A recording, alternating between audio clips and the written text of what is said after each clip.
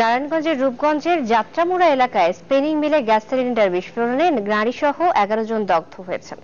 আহতদের ঢাকা মেডিকেলের বার্ন ইউনিটে ভর্তি করা হয়েছে। স্থানীয়রা জানায়, গতকাল মধ্যরাতে নওয়াব স্পিনিং মিলে কাজ করছিল কয়েকজন শ্রমিক। এক পর্যায়ে মিলের একটি অংশে আগুন দেখতে পায় শ্রমিকরা। মুহূর্তেই তা ছড়িয়ে পড়ে কারখানার অন্যান্য অংশে। আগুন নেভাতে গিয়ে 11 জন শ্রমিক দগ্ধ হন।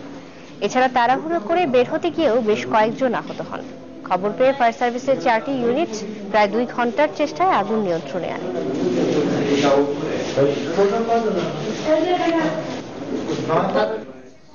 টানা ৪৫ দিনের মতো চলছে বিএনপি নেতৃত্বাধীন ২০ দলীয় জোটের অবরোধ। এরই মাঝে সারা দেশে চলছে নতুন করে ঘোষিত ৪৮ ঘন্টা হরতালের দ্বিতীয় দিন। সকাল থেকে হরতাল অবরোধের সমর্থনে কোথাও কোনো অপ্রীতিকর ঘটনার খবর পাওয়া যায়নি। মহাসড়কে দূরপাল্লার যান চলাচল স্বাভাবিকের তুলনায় কম। তবে বুধবার রাত ৯:৩০টার দিকে মাগুরার শিমুলিয়ায় বালু বোঝাই ট্রাকে দুর্বৃত্তদের ছোড়া পেট্রোল বোমায় 2 জন দগ্ধ হন। তাদের মাগুরা সদর হাসপাতালে ভর্তি করা হয়। এছাড়া চট্টগ্রামের টাইগার পাস মোড়ে মিনিবাস লক্ষ্য করে পেট্রোল বোমা ছোড়ে দুর্বৃত্তরা। এতে 3 জন দগ্ধ হন। এছাড়া সিলেটের লালাবাজার ও সুবিদ বাজার এলাকায় পিকআপ ভ্যান লক্ষ্য করে নাশকতাকারীর ছোড়া পেট্রোল বোমায় 1 জন আহত হন। রাজধানী সহ দেশের সব জেলার নিরাপত্তার দায়িত্বে রয়েছেন র্যাব, বিজিবি ও আনসার সদস্যরা। চলমান সহিংস রাজনীতির প্রভাব কৃষি ও অর্থনীতি ছাপিয়ে পড়েছে উত্তরাঞ্চলের জনজীবনেও।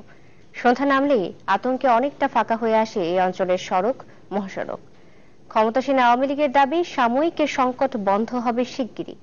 আর আন্দোলন জনগণের জন্য দাবি করে সাফল্য আশা করছেন স্থানীয় বিএনপি। তবে সংসদের বিরোধী দল জাতীয় পার্টির নেতারা বলছেন, সংকট নিরসনে সরকারের ব্যর্থতার দায় তাদের দল নেবে না।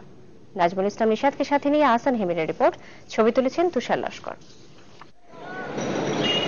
1.5 মাসের হরতাল অবরোধে বিপর্যস্ত উত্তরের জনজীবন। চলমান আন্দোলনে এই অঞ্চলে বেশ কয়েকটি নাশকতার ঘটনায় প্রাণ হারিয়েছেন অন্তত 20 জন। যাদের জন্য রাজনীতি, সেই সাধারণ মানুষই বলি হচ্ছেন সহিংসতার।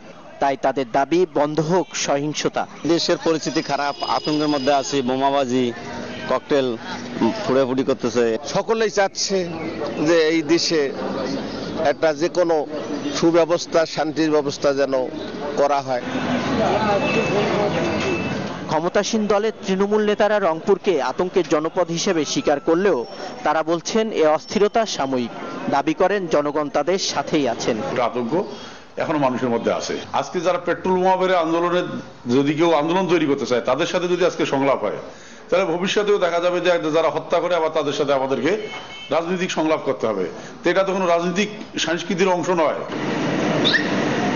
তবে স্থানীয় বিএনপির দাবি, তাদের কর্মসূচি জনগণের জন্যই, যদিও তারা মানেন এই আন্দোলনে ক্ষতিগ্রস্ত হচ্ছে সাধারণ মানুষ।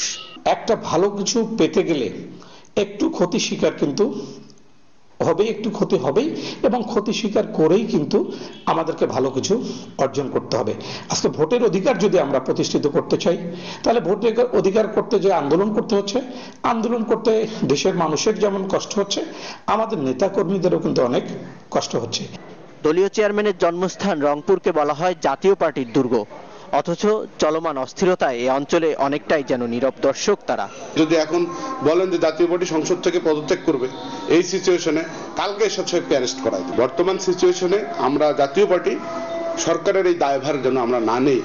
আমাদের রওশন এরশাদ ম্যাডাম এবং এরশাদ সাহেবের কাছে আমার অনুরোধ থাকবে, এই দায়ভারটা আমরা নেব না। আমাদের অতি শীঘ্রই মন্ত্রী পরিষদ থেকে আমাদের পদত্যাগ করা উচিত। সংকট নিরসনে সব দলের মধ্যে সংলাপ দরকার বলেও মনে করেন এই নেতা। আবার মানিক সাহেব। আহসান হিমেল, চ্যানেল 24, রংপুর। টানা হরতাল অবরোধে দেশে প্রায় সব আদালতেই কম বেশি বিচার কার্যক্রম চললেও অচলাবস্থা বন্দরনগরী চট্টগ্রামে। 25 বছর আগে আইনজীবী সমিতির নেওয়া সিদ্ধান্তের কারণে হরতালে মামলা পরিচালনা করছেন না আইনজীবীরা। এতে ব্যাহত হচ্ছে বিচার কাজ। মামলার জট বাড়ার সাথে সাথে বাড়ছে ভোগান্তিও। স্বাভাবিক সময়ে বিচার প্রার্থী মানুষ আর আইনজীবীদের পদচারণায় এভাবে মুখরিত থাকে চট্টগ্রাম আদালত ভবন। তবে হরতালে সেই চিত্র ভিন্ন। একেবারে ফাঁকা আদালতের ব্যস্ত চত্বর। গত মাস থেকে এ পর্যন্ত 34 কর্মদিবসে হরতাল অবরোধে তেমন কোনো বিচার কাজ হয়নি চট্টগ্রামের আদালতে। ফলে ভোগান্তির শেষ নেই বিচার প্রার্থী মানুষের। ম্যাজিস্ট্রেট সাহেব বসতেছেন না, কাজকর্ম হচ্ছে না আদালতে। প্রত্যেকদিন আসে টাকা পয়সা খরচা করে চলে যাচ্ছি। বিচার প্রার্থীরা এবং যে আমাদের যে নন বেলেবল সেকশনের মামলা আছে ওগুলা ওই আসামিগুলাও কিন্তু বর্তমানে কারাগারে রয়েছেন। স্বাভাবিক সময়ে শুধু মহানগর দায়রা জজ আদালতে প্রতিদিন 2 শতাধিক মামলার শুনানি হলেও এখন তাও ব্যাহত হচ্ছে। এতে করে বাড়ছে মামলার জট। আজকে যে মামলাটা হচ্ছে না তার যে একটা তারিখ পড়বে, সেই তারিখে হয়তো সে মামলাটা হবে না, তখন তারপরে আরেকটা তারিখ পড়বে। এভাবে তো আপনার একটা মামলার যে এটা হয়ে গেল, স্টপল হয়ে গেল, মামলাটা যে আপনার স্থগিত হয়ে গেল, সেটা আবার খুলতে তো অনেক বিলম্ব হবে। 1989 সালে আইনজীবী সমিতির এক সিদ্ধান্ত অনুযায়ী হরতাল অবরোধে বিচার কাজে অংশ নেন না আইনজীবীরা। তবে এবার সমিতির সভা ডেকে এই বিষয়ে সিদ্ধান্ত নেওয়ার কথা জানালেন এই আইনজীবী নেতা। আমরা দলীয় ফোরামে আলাপ করতেছি এবং সিনিয়র নেতৃবৃন্দের মধ্যে আলাপ আলোচনা চালিয়ে যাব। এই উদ্যোগটা আমাদের চলতে থাকবে। এটা হয়তো সিদ্ধান্ত হইতেও পারে এবং সর্বজন আইনজীবীদের অধিকাংশ যদি চায় তাহলে এটা সিদ্ধান্ত আসতে পারে হয়তো।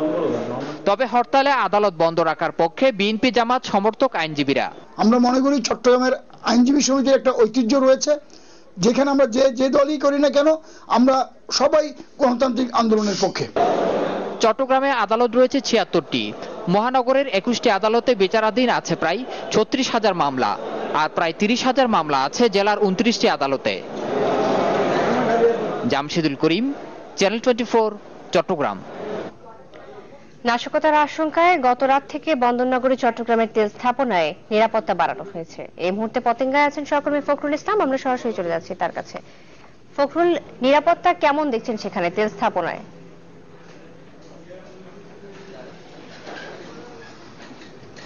আমি আছি পতেঙ্গায় যে তেল স্থাপনাগুলোর সামনে, জাস্ট পদ্মা অয়েলের ডিপুর সামনেই আছি। আমার পেছনে আপনি দেখছেন যে পুলিশের সদস্যরা এখানে দায়িত্ব পালন করছেন, নিরাপত্তার বিষয়টা খতিয়ে দেখছেন। এখানে আসলে এখানে Padma oil company, Jamuna oil company, মেঘনা এবং SAOCL এই বাংলাদেশ পেট্রোলিয়াম কর্পোরেশনের নিয়ন্ত্রণাধীন 4টি প্রতিষ্ঠান রয়েছে। আপনি জানেন যে বাংলাদেশে যে পরিমাণ জ্বালানি তেল আমদানি করা হয় তার সবটি প্রথমে আসে চট্টগ্রাম বন্দরে, এই পতেঙ্গার এই ডিপোগুলোতে। এখান থেকে এটিকে পরিশোধনের পরে দেশের বিভিন্ন প্রান্তে প্রায় 24টি ডিপো সহ বিভিন্ন স্থাপনায় পাঠানো হয়। প্রতি বছর প্রায় 45 থেকে 50 লাখ মেট্রিক টনের মতো তেল আমদানি করা হয়। তো আসলে এটি খুবই গুরুত্বপূর্ণ স্থাপনা, যেটি স্বাভাবিকভাবে আমরা জেনে থাকি যে স্পষ্টকাতর কিংবা KPI প্রতিষ্ঠান। তো এই প্রতিষ্ঠানগুলোতে আসলে নিরাপত্তা ব্যবস্থা খুবই জোরদার করা খুবই জরুরি।